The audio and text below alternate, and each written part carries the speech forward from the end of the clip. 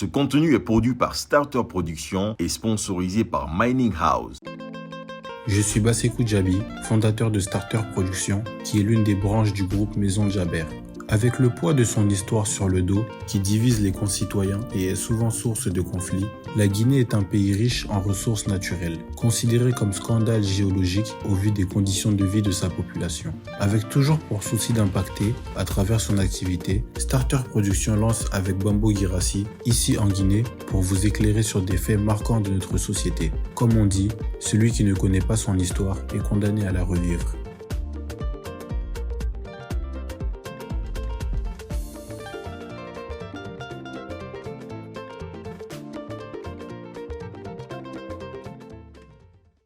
Bienvenue dans votre émission Ici en Guinée pour ce numéro dans lequel nous recevons une invitée. Elle s'appelle Diaka Camara. Si vous voulez, Diaka Top 10, comme moi j'aime l'appeler.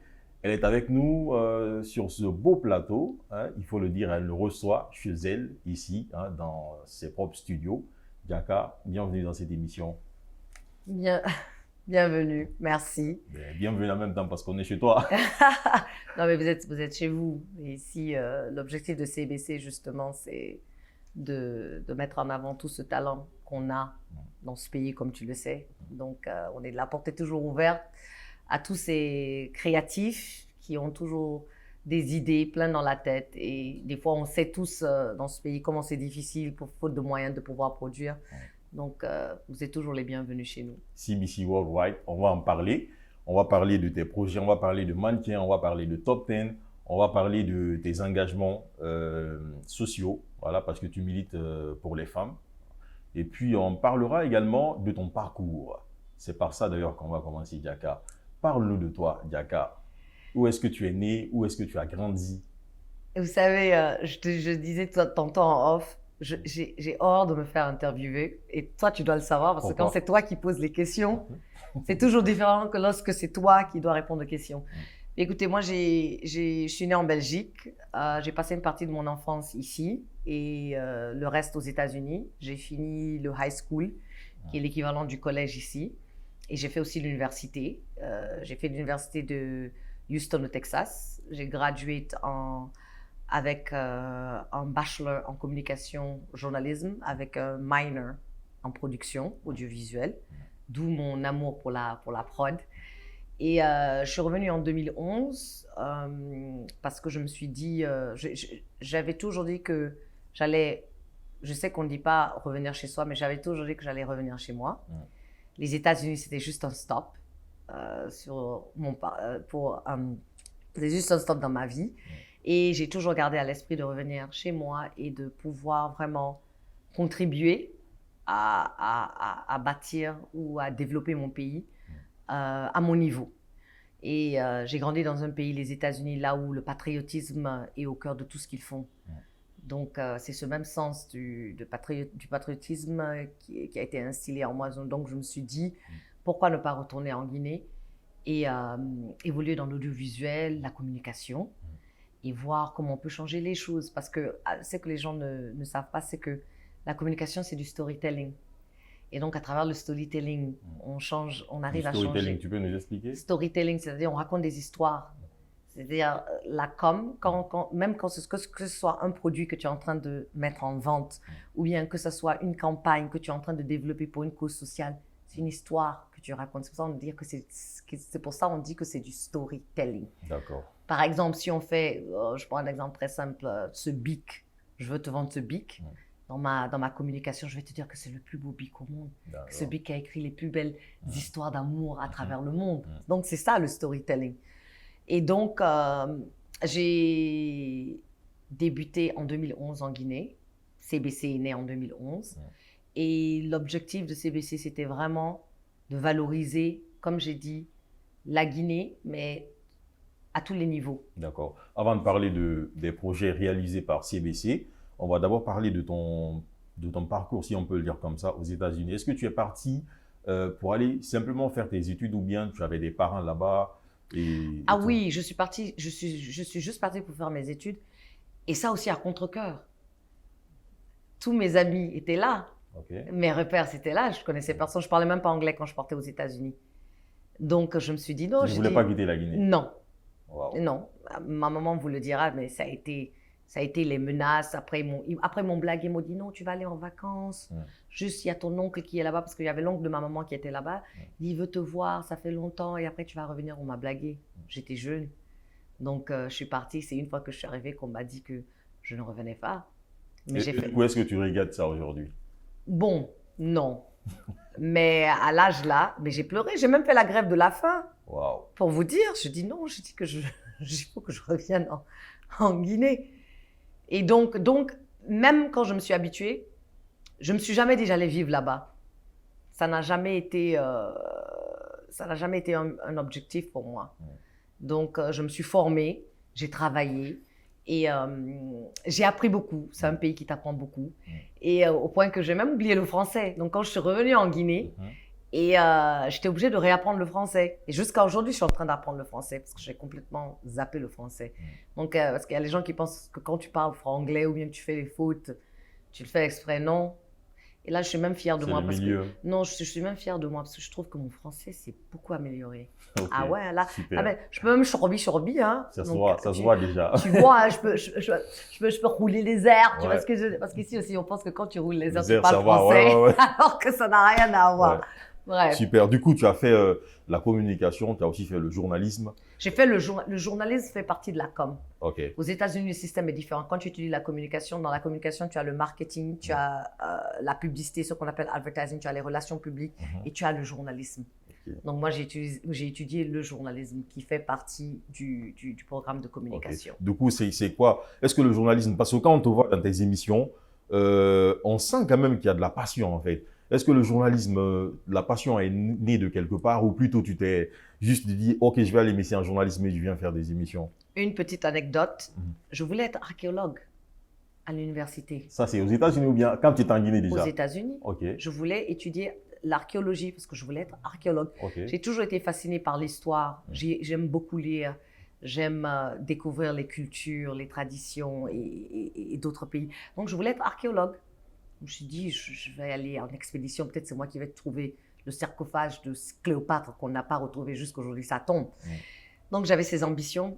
Mais vous savez, on est africain. Donc, quand j'ai dit à ma mère que je voulais étudier l'archéologie, elle m'a dit, si tu penses que je vais dépenser autant d'argent pour payer pour ton éducation, pour que tu ailles épousseter des rochers à travers le monde, tu te trompes. Soit tu vas être avocate, soit tu vas être docteur. Tu sais, les parents africains typiques. Des parents en général même. Ouais, non, mais africains encore plus parce que voilà, c'est autre chose. Donc, je me suis dit, non, mais je peux pas être docteur parce que j'aime pas l'hôpital. J'ai peur du sang, des aiguilles et tout et tout. Je lui ai dit, ok, je vais être avocate. Mais aux États-Unis, tu peux pas aller juste directement à l'école de droit. Tu dois faire l'université. Tu dois faire 4 ans. Tu peux faire 4 ans d'université. Tu peux faire biologie. Tu peux faire ce que tu veux en bachelor et aller à l'école de droit parce qu'il faut faire un examen pour entrer. Je lui ai dit, bon, certes, donc je dois faire un bachelor. Donc, je dis, ok, je vais faire le journalisme parce que j'avais une très belle plume. J'écrivais bien. Je lisais beaucoup. J'étais aussi très, très, très, très curieuse. D'où l'idée d'être archéologue. Et donc, je me suis dit, avec le journalisme, je peux voyager. Donc, je peux visiter le monde, je peux visiter les différentes cultures. Tu peux découvrir en même temps. Je peux découvrir, exactement. Et j'ai trouvé aussi très passionnant, quand je suis arrivée, j'ai vu une Barbara Walters à la télé, une Diane Sawyer, Christiana Amanpour qui interviewait et qui partait dans des endroits et qui donnait la parole à des gens qui n'avaient pas accès à cette plateforme. C'est là qu'on connaît en Guinée, c'est Oprah. Voilà, Oprah, mais Oprah même, c'est après. Oprah was a talk show host. Et quand je vous parle du vrai journalisme, tu as Barbara Walters qui est décédée, qui a interviewé toutes les grandes personnalités du monde, de Kadhafi, le Shah d'Iran. Mais c'est-à-dire, c'était une femme et puis une américaine blanche qui partait dans des endroits là où les femmes n'avaient pas accès à l'époque. You know? Donc je me suis dit, le journalisme a l'air très, très, très, très... m'a l'air d'une aventure, en fait, parce que j'ai ce côté aussi, j'aime découvrir. Donc, j'aime essayer de nouveaux trucs. Et c'est comme ça que je me suis orientée dans le journalisme. Et j'ai aimé le côté storytelling. Encore une fois, on raconte des histoires. pour changer les habitudes, les mentalités et les mœurs. Donc, et comme je vous ai dit, j'ai un background en production et je suis très créative.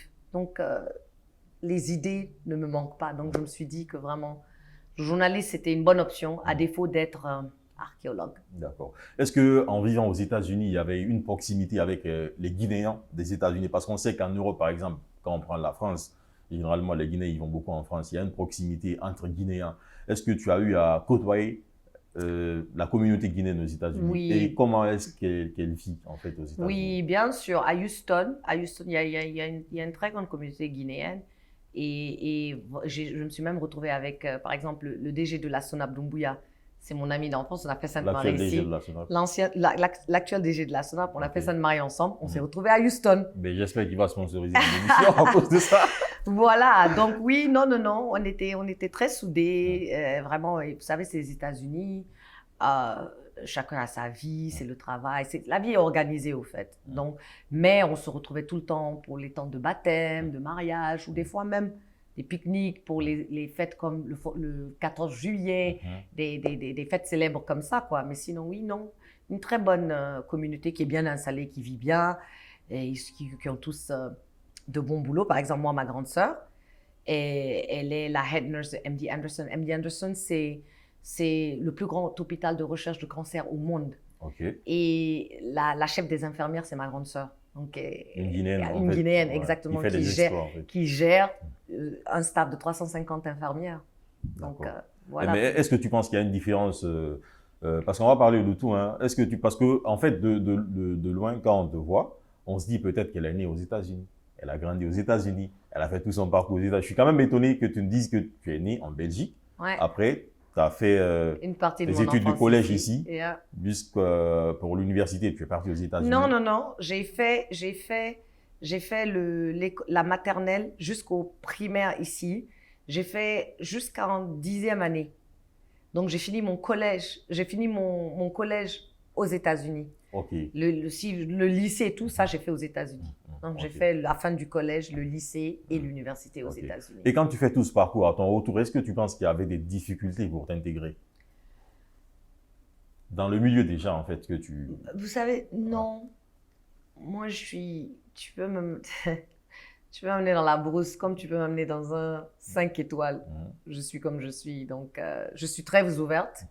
Très accueillante et je dirais même très chaleureuse. J'aime aller vers les gens. Je pense, dans la vie, c'est important de rester soi-même, quelles que soient les circonstances. Et donc, ici, j'ai eu à faire beaucoup d'amis et j'avais aussi beaucoup d'amis qui sont rentrés parce que beaucoup ici étaient rentrés en même temps que moi. Donc, ça faisait plaisir de revoir les amis d'enfance pour lesquels j'ai pleuré quand on m'a amené aux États-Unis, que je ne voulais pas laisser. Mais j'ai gardé aussi les liens avec les gens. Donc, par exemple, moi, j'étais aux États-Unis. Eux, après, certains se sont retrouvés en Europe ou aux États-Unis. Mais on a gardé les liens. On est restés soudés et tout. Et donc, ici aussi, je suis revenue. C'est les mêmes gens que je connaissais il y a longtemps. Il y a des liens qui se sont recréés. Il y en a, comme j'ai dit, que j'ai gardé. J'ai des amitiés de 30 ans. Donc, voilà. Je dirais, ce qui a été le plus difficile pour moi, c'est le temps. Les Guinéens ne respectent pas l'heure.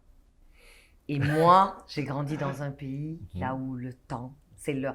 Même à l'université. Imagine-toi à l'université, là où tu payes beaucoup d'argent pour aller à l'école. Quand tu as 5 minutes de retard, le professeur ferme la classe. Tu ne rentres pas en classe. Et du coup, comment tu fais face à ça à ce moment? Comment tu fais face à ça? Est-ce que tu as fini par devenir comme tout bon Guinéen ou plutôt tu restes dans le respect du temps? Non, je reste dans le respect du temps. Il faut qu'en Guinée, qu'on fasse les choses comme elles doivent se faire. Je me rappelle, il y a des artistes que je n'ai jamais pris dans mon émission parce que je leur ai donné un rendez-vous. C'est-à-dire, je te dis à quelle heure on fait ton interview, tu me donnes l'heure et puis tu viens, tu ne la respectes pas. Je zappe. Parce que pour moi, le respect du temps est primordial. C'est-à-dire, si moi, je peux venir à l'heure pour un rendez-vous, tu peux me donner la même courtoisie et être à l'heure. Donc, c'était ça. Et je me rappelle, on me dit, mais je te dis 11h, mais 11h, heure guinéenne. I'm like, mais c'est quoi heure guinéenne? J'ai raté beaucoup de rendez-vous. Tu me dis 11h, moi j'arrive à 10h50.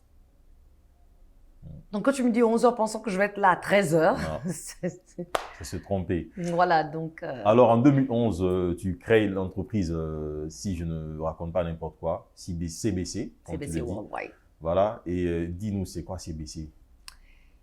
Écoutez, CBC, notre slogan, c'est « Nous racontons des histoires africaines inspirantes ». Vous savez, quand tu vis à l'extérieur, la narrative qu'on voit de notre continent, même pas de la Guinée en particulier, du continent africain en particulier, est toujours une narrative déprimante. C'est-à-dire, nous sommes toujours les pays sous-développés, les pays en guerre, les pays en famine, les pays là où rien ne marche. C'est vrai que nous avons nos problèmes, comme tout le monde entier d'ailleurs.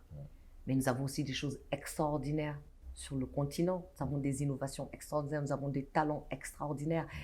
Et nous avons toutes ces ressources. Les Occidentaux viennent se ressourcer chez nous. Ils n'ont rien chez eux. Et donc, je me suis dit qu'avec CBC, mon objectif, c'était de raconter des histoires qui émanent non seulement de la Guinée, mais du continent africain pour inspirer toute cette jeunesse. Et nous sommes le continent le plus jeune. Et donc, pour moi, ce n'est pas normal que ces jeunes s'inspirent de modèles de réussite occidentaux pendant que sur le continent, même en Guinée ici, nous avons des modèles de réussite. Mais bien sûr, c'est quoi le problème? La narrative. Si nous ne contrôlons pas la narrative, on va toujours être le pays pauvre, en guerre de l'histoire. Si je fais un film, tu es d'accord avec moi que moi je vais être le héros, toi tu vas être le bandit-chef? Parce que c'est mon film. Exactement. Voilà. Et donc, avec CBC, c'était l'opportunité de raconter non seulement nos histoires, mais de les raconter de manière vraie et authentique et de mettre en lumière tous ces talents incroyables sur le continent afin de donner des repères positifs à la jeunesse guinéenne et africaine. Et du coup, avec tout cela, on voit aussi que tu es engagé. On a vu la campagne Brisons le silence, par exemple, qui est une campagne de sensibilisation contre la violence faite aux femmes. Les luttes contre les violences basées sur le genre. Exactement, contre les violences basées sur le genre. Oui, parce que c'est plus que la violence. La violence faite aux femmes, c'est une forme de violence. Exactement. Donc, tu as le mariage précoce qui est une autre forme de violence. Tu as l'excision qui est une forme de violence. Tu as l'harcèlement sexuel qui est une forme de violence. Tu as le viol. Donc, c'est tout ça qu'on appelle les violences basées sur le genre. D'accord. Et donc, du coup, quelle est la motivation qui t'a amené vers ce type d'engagement? On sait que tu es femme déjà quand on est femme, on a quand même un sentiment de reconnaissance en fait pour mettre en valeur les femmes. Mais qu'est-ce qui a motivé cet engagement en toi?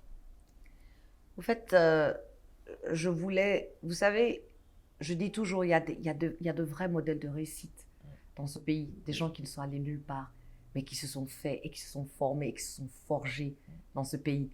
Moi, je me considère comme une des privilégiées, parce que moi, j'ai eu l'opportunité d'aller aux États-Unis.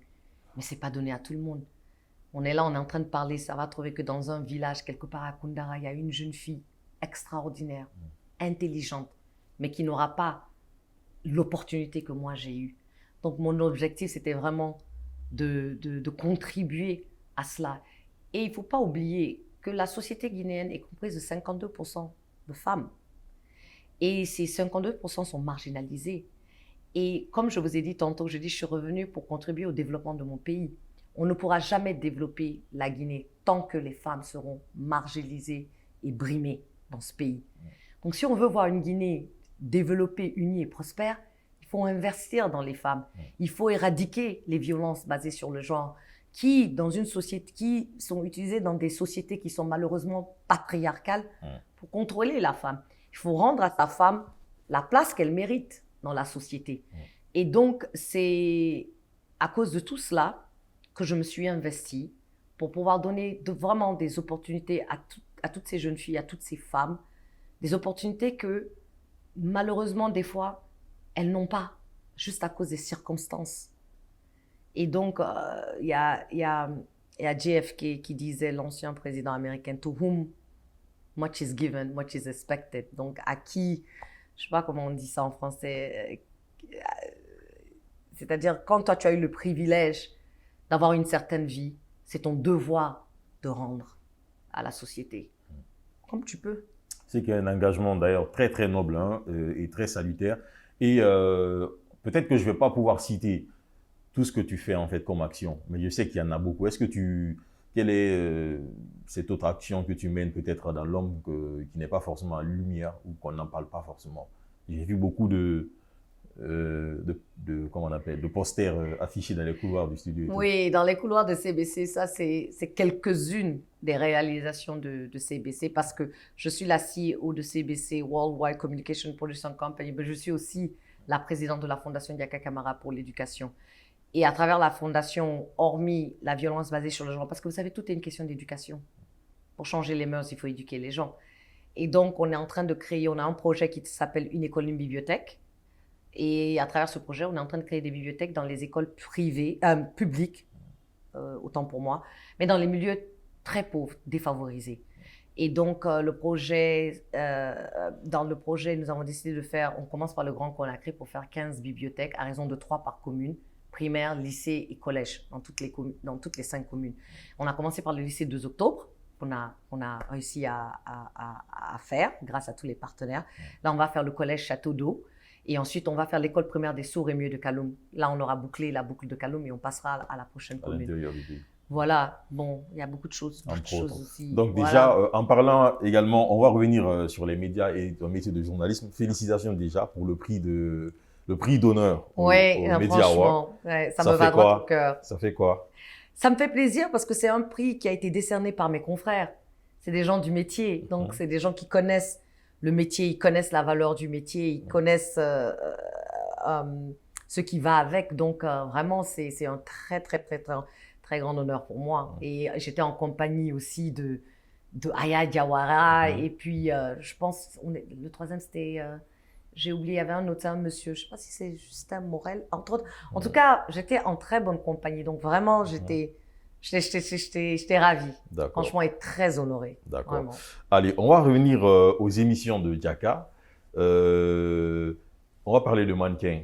Le Mannequin, cette émission qui a tout cassé, en fait, les codes, qui a cassé tous les codes parce que c'était la première fois, en tout cas à ma connaissance, qu'on faisait une émission de télé-réalité. Ouais. Et de surcroît sur les top modèles. C'est la première télé-réalité de l'Afrique de l'Ouest francophone. Ok, donc pas seulement que la Guinée, quoi. Non. Parle-nous de ce projet.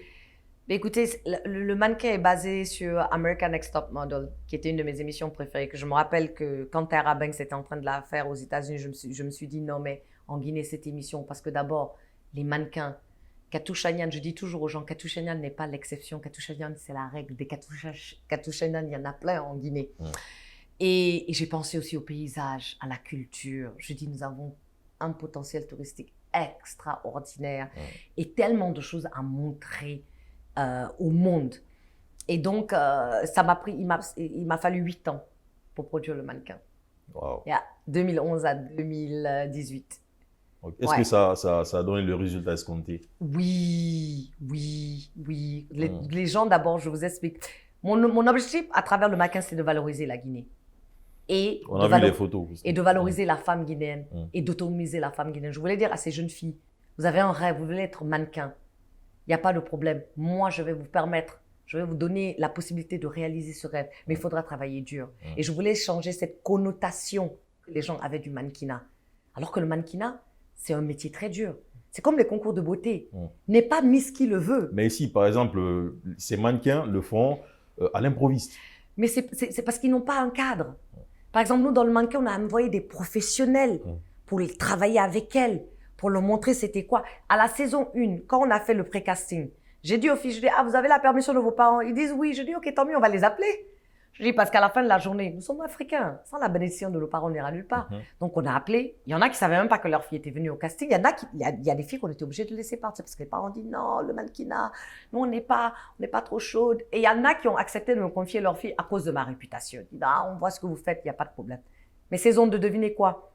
C'est les papas et les grands frères qui ont accompagné les filles. Wow. Et ils ont dit, vous savez, à travers votre émission, on a compris que c'était un métier et c'était un métier noble. C'est du travail et c'est très dur. Et pas mannequin aussi qui le veut. Et donc, l'émission a réussi non seulement à faire ce que moi, je voulais changer cette connotation du métier, parce que c'est un métier, et valoriser la Guinée. Est-ce qu'on peut s'attendre à une nouvelle saison du Mannequin? Bien sûr.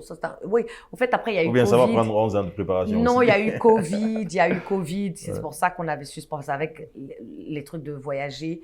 On ne pouvait pas, mais là, on va relancer. En ce moment, j'ai mis encore un stand-by pour finir Miss Guinée. Parce que je fais partie du comité d'organisation de Miss Guinée. Ça, c'est l'organisation nationale. Donc, je mets le mannequin en stand-by. Mais non, saison 3 viendra et ça va être une saison de ouf. Super, c'était un honneur de t'avoir sur ce plateau. Merci beaucoup. Un vrai plaisir. Et j'espère te retrouver très prochainement, peut-être, je sais pas, dans une autre émission ou dans la même émission. En tout cas, ça fera plaisir. Il n'y a pas de souci. Anytime, voilà. tout moment. Merci. Merci. C'était un autre numéro de votre émission ici en Guinée avec Starter Productions. On se retrouve à très bientôt pour un autre numéro. Ce contenu est produit par Starter Productions et sponsorisé par Mining House. Vous éprouvez des difficultés à trouver une entreprise capable de produire des contenus audiovisuels de qualité répondant à vos exigences? Starter Productions est là pour vous. Nous réalisons des vidéos professionnelles en utilisant des équipements de pointe, un travail créatif et une expertise importée d'Europe. Pour la promotion de votre entreprise, institution ou d'une personnalité, contactez-nous pour faire la différence. Pour nous joindre, un seul contact 00224 625 33 54 78 00224 625 33 54 78. Je m'appelle Bambo Girassi, je suis chef d'entreprise. Pour mes travaux de rénovation, je me fournis chez Mining House pour la fiabilité, la garantie et la qualité du matériel vendu. Étant toujours entre deux rendez-vous, je choisis d'acheter une des nombreuses voitures neuves de Mining House pour le confort et le rapport qualité-prix. Pour les révisions de mes véhicules, je vais au garage Bosch Car Service situé sur la corniche à Coléa, avec des appareils de dernière génération et des experts qui nous conseillent sur l'entretien de nos véhicules.